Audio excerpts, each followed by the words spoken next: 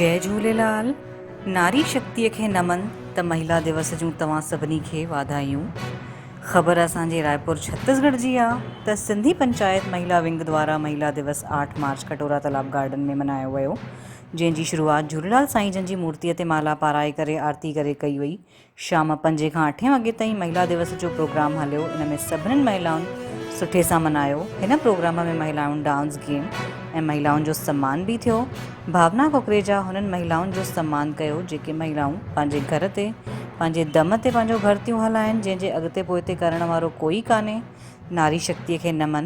हज़ारों गुलनि सां हिकु बगीचो गुलशन थींदो आहे, हज़ारनि ॾींहंनि सां हिकु आंगन रोशन थींदो आहे। न जाने पाणीअ जूं घणियूं बूंदनि सां मिली करे समुंदरु ठहंदो आहे, पर हिकु मकान खे घर ठाहिण लाइ हिकु औरत ई काफ़ी हूंदी आहे। त अहिड़ी महिलाउनि खे शत शत नमन। हिन प्रोग्राम खे सफल ठाहिण में अतिथि ॼण बि पधारिया श्रीचंद सुंदरानी, श्रीमती सुंदरानी जी, राधा राजपाल जी ऐं समस्त संस्था सुहिणी सोच सिंधु सभा जी महिलाउनि बि साथ ॾिनो। हिन कार्यक्रम खे सफल ठाहिण में भावना कुकरेजा, कागल जयसवानी, निशा खेमानी ऐं उन्हनि जी पूरी टीम सहयोग कयो। त रायपुर जी हिन ख़बर खे लाइक कयो, शेयर कयो, असांजे चैनल खे सब्सक्राइब कयो। जय झूलेलाल। सभिनि खे करोड़ करोड़ वाधायूं अंतर्राष्ट्रीय महिला दिवस जूं। तव्हां सभिनि जे उज्जवल भविष्य जी कामना थो कयां, तव्हां सभिनि खे वाधाई थो ॾियां। हिन साल सभु महिलाऊं जेके बि असांजी भेनर आहिनि सभु तरक़ी कनि, सामाजिक क्षेत्र में कमु कनि, समाज खे अॻिते वधाइनि, पंहिंजे परिवार खे अॻिते वधाइनि। इहा ईश्वर सां प्रार्थना आहे।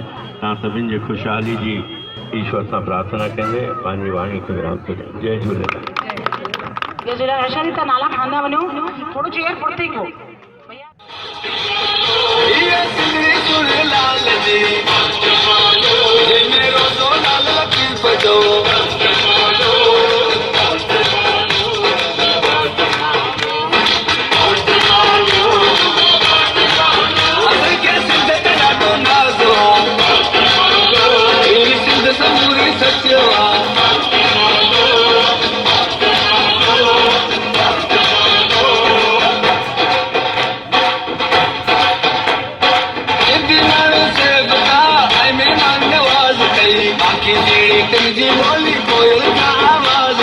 मुझे सिंधु धरती पे कुदरत जो भी राज थी,